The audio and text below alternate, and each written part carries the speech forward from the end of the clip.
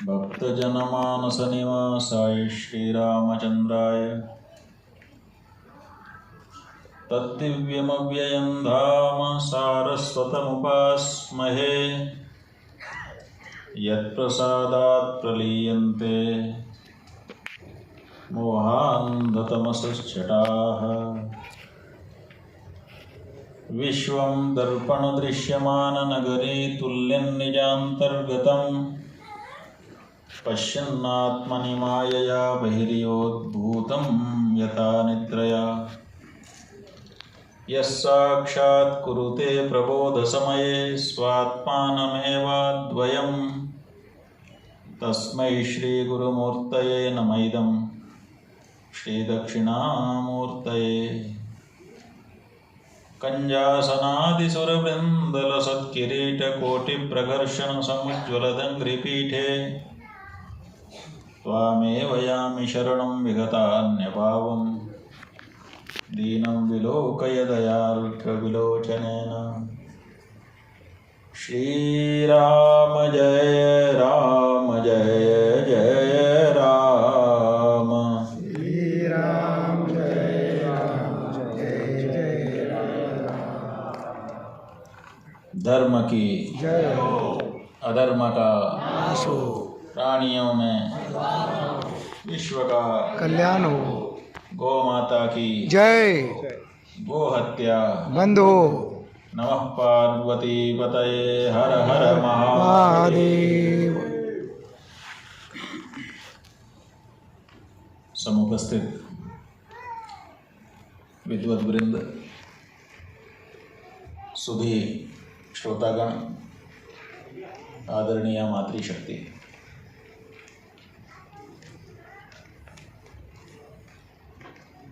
गाय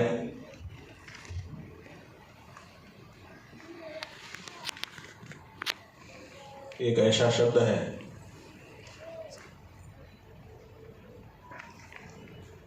जिसकी आज बड़ी विडंबना हो रही है।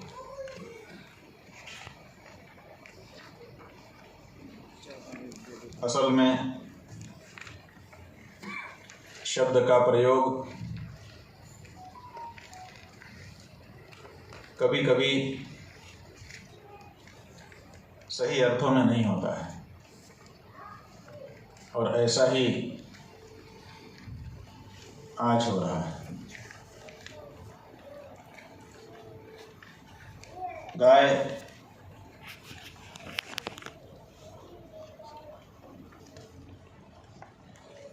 कब से हमारे जीवन में सम्मिलित हुई हम नहीं जानते, लेकिन जब से भी वो सम्मिलित हुई है उसने हमारे जीवन को बहुत प्रभाव दिया है। ऐसा तो हम नहीं कहेंगे, लेकिन हम ये जरूर कहेंगे कि उसने हमको पशुता से ऊपर उठाया है। जिस गाय ने हमको पशुता से ऊपर उठा दिया, उसी गाय को आज हम पशु कह रहे हैं। विडंबना ये है। हमारे वेद शास्त्र, उन्होंने कभी गाय के बारे में अध्ययन किया होगा, अनुभव किया होगा, जाना होगा, समझा होगा, और जान करके समझ करके तब उद्घोषणा की होगी, पशवो न गावः, गाय पशु नहीं। लेकिन हम अब वेदों की आंखों से देखना बंद कर चुके हैं। कभी हम शास्त्र की आंखों से देखते थे, अपनी आंख से नहीं देखते थे। अब हम शास्त्र की आंखों से देखने लगे, वो अपनी आंखों से देखने लगे, और इसीलिए शास्त्र की आंखों से जो दिखता है अब वो हमको नहीं दिखाई देता। अपनी आंखों से जो हम देखते हैं, हम कहते हैं हम अपनी आंखों से देखेंगे तब सच मानेंगे, और हमारी आंखें बड़ी सीमित क्षमता वाली है। इतनी सीमित क्षमता वाली हैं कि ये बहुत दूर नहीं देख सकती। अरे बहुत दूर क्या, ये तो बहुत पास भी नहीं देख सकती। आँखों से अगर आपको देखना हो तो एक उचित दूरी की वस्तु आप देख सकते हैं, ना तो बहुत दूर देख सकते और ना तो आँखों के बहुत पास कोई चीज़ ले जाएं तो भी देख सकते। जब आँखों से पास की चीज नहीं दिख सकती तो दूर की क्या दिखेगी। साफ है, स्पष्ट है, किसी भी समय कोई भी प्रयोग करके देख सकता है कि हमारी आंखों के देखने की क्षमता सीमित है, लेकिन फिर भी हम कहते हैं हम तो आंखों से देखेंगे तब मानेंगे। जिन आंखों की क्षमता सीमित है उस पर आप पूरी तरह से भरोसा करके बैठ जा रहे हो कि नहीं हम तो आंखों से देखेंगे तभी सही मानेंगे। इसका मतलब है कि आप अपने आप को बहुत सीमित दायरे में समेट ले रहे हैं, और यही हो चुका है। वैज्ञानिकता के नाम पर शास्त्रों की दृष्टि को पीछे धकेल दिया गया और लोगों को कहा गया कि नहीं नहीं हम तो जो देखेंगे वही। अब आप क्या देख रहे हो? आपकी आंखों के देखने की जो क्षमता है वही सीमित है, और इसीलिए गाय आपको पशु के रूप में दिखाई दे रही है। और शास्त्र को गाय पशु नहीं दिखाई दे रही। शास्त्र को गाय जो है वो 33 कोटि देवताओं का निवास स्थान दिखाई दे रही है,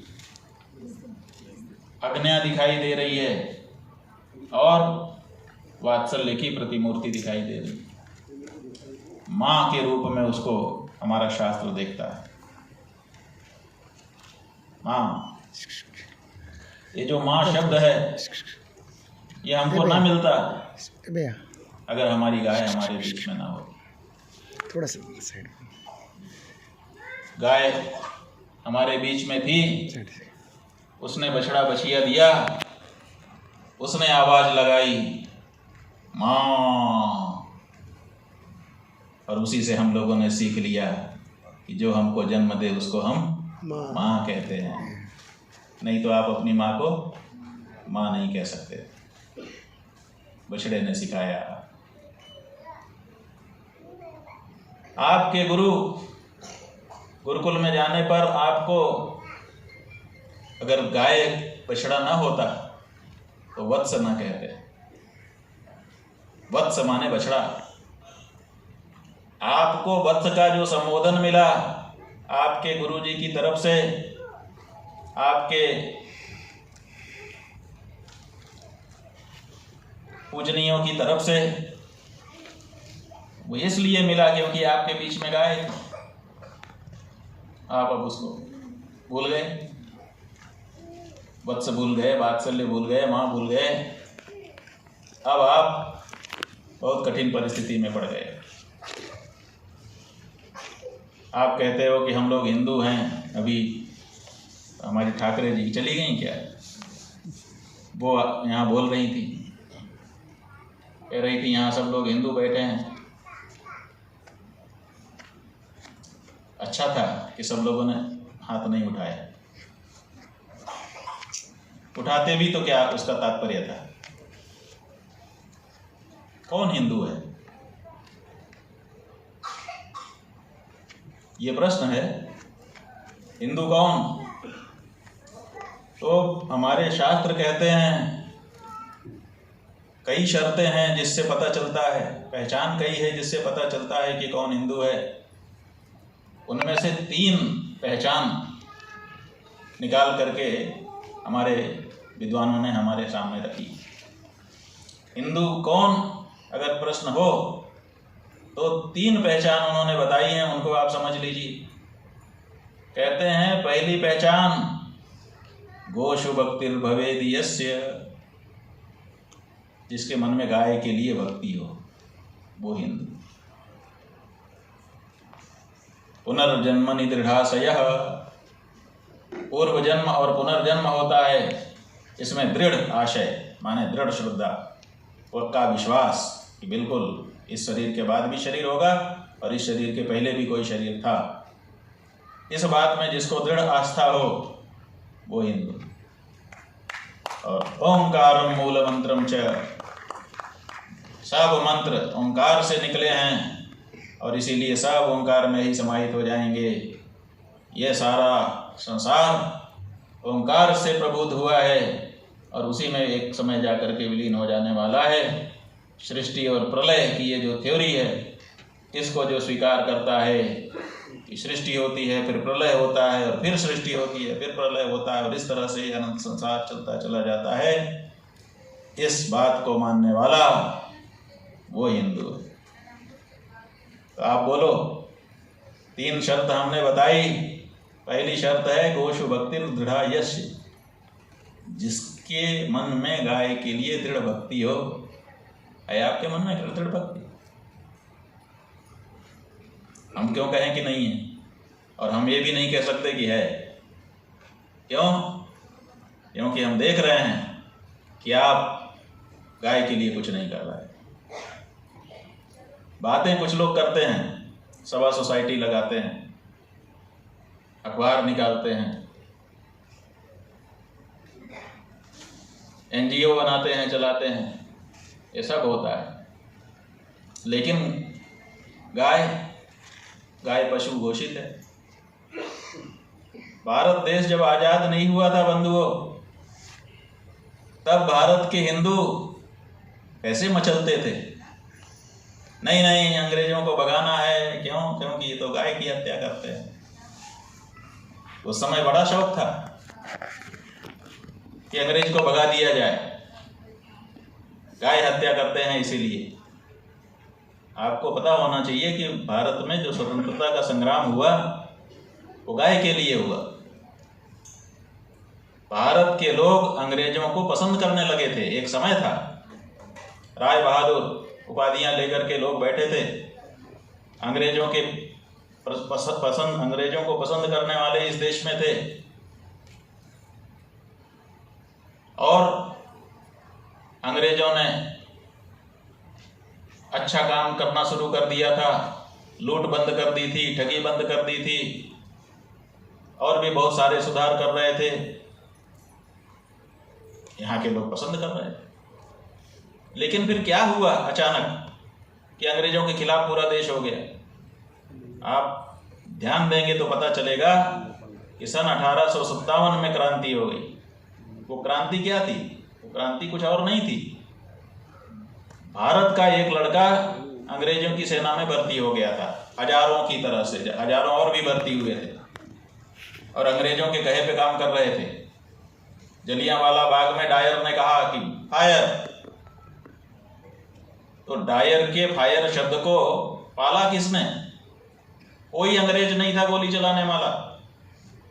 सारे भारत के सैनिक थे जो अंग्रेजों की सेना में काम करते थे और उन्होंने जैसे ही फायर आदेश हुआ, फायर खोल दिया। कितने मारे गए आप लोग जानते हैं? वो तो आदेश देने वाले केवल थे। गोली को चला करके उस आदेश का एग्जीक्यूशन, क्रियान्वयन करने वाले तो भारत के ही लोग थे। ये भारत अंग्रेजों की सेना में भर्ती होकर के आराम से खा रहे थे, आराम से पी रहे थे, सैलरी ले रहे थे, किसी को कोई दिक्कत नहीं थी। भारत के लोगों को मारने का आदेश होता था, उसको भी पालन करते थे और कोई दिक्कत नहीं होती थी इनको, वो भारत के लोग। लेकिन उन्हीं सैनिकों में से एक सैनिक था मंगल पांडे, और जब कमांडर ने कहा कि कारतूस मुंह से खोलो और भरो और फायर करना है, तो उसने नहीं किया। तो अंग्रेज जो कमांडर था उसने कहा कि आप हुक्म नहीं मान रहे हो, सेना में हुक्म मानना अनिवार्य है। सेना में सैनिक के पास दिमाग नहीं होता, दिमाग मजिस्ट्रेट के और कमांडर के पास होता है। इसलिए जो आदेश किया जाए उसको आपको पालना है। लेफ्ट राइट जो परेड कराई जाती है उसका उद्देश्य क्या है जानते हैं आप? उसका उद्देश्य है कि जो सैनिक है वो आदेश पालन करने में सक्षम हो जाए, विचार न करे, जैसे ही कमांडर कहे लेफ्ट बाएं मुड़, तो सोचना नहीं है सैनिक को कि बाएं मुड़ना है कि नहीं मुड़ना, उचित है कि अनुचित है। बोले तो तुरंत मुड़ जाना है। जो आदेश हो उसको तुरंत पालन करना बिना विचारे। ये उनकी टैक्टिस है सेना की, कि वो चाहते हैं कि सैनिक विचार शक्ति से हीन हो जाए और जो हम कहें सो करे।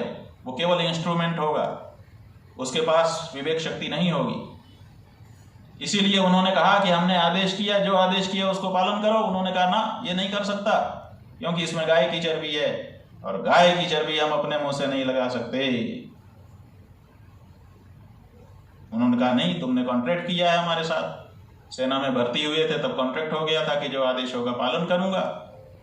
आप ये नहीं कर सकते, छूट नहीं दे सकते। उन्होंने कहा नहीं, छूट इसका मतलब ये नहीं था कि आप हमारे मुंह में गाय की चर्बी डाल दें। जो हम नहीं खा सकते उसको क्यों खिला रहे हैं? यही झगड़ा शुरू हुआ।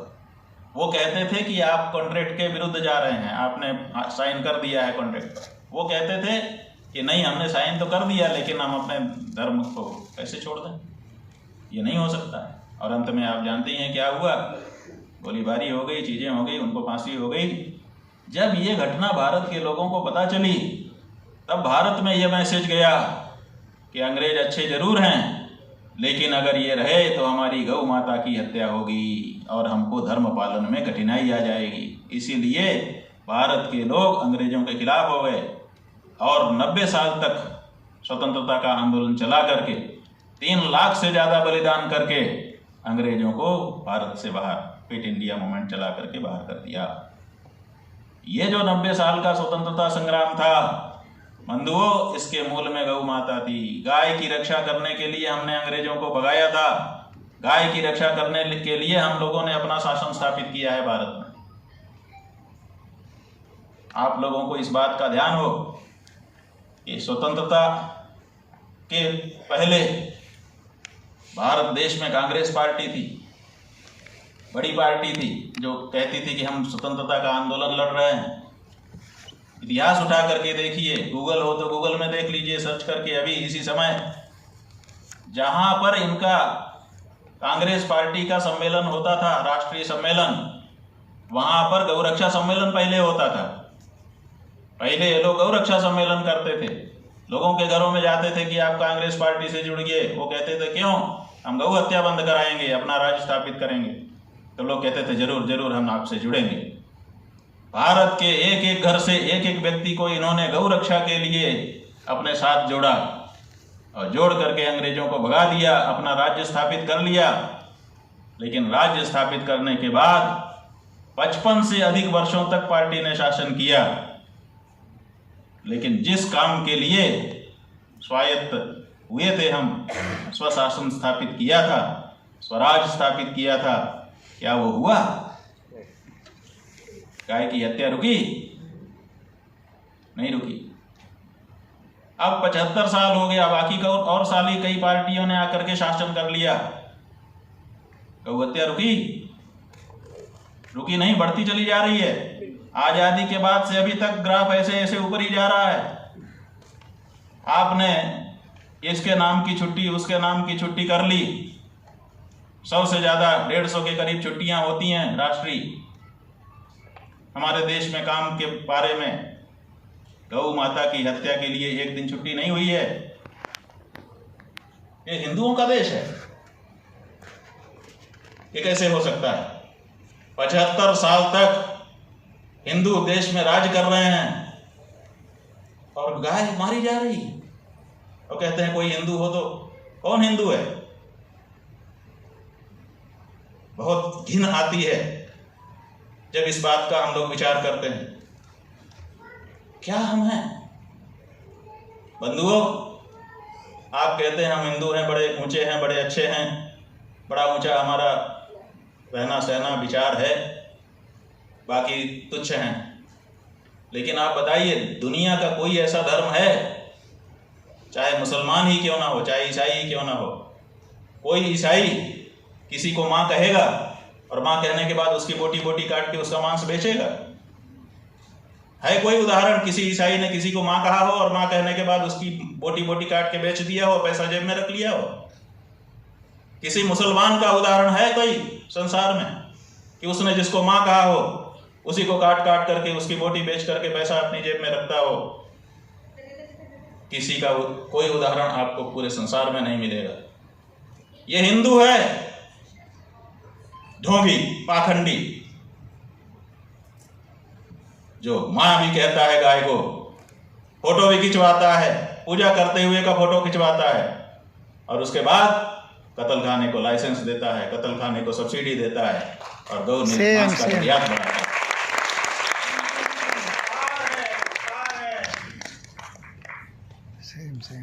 ये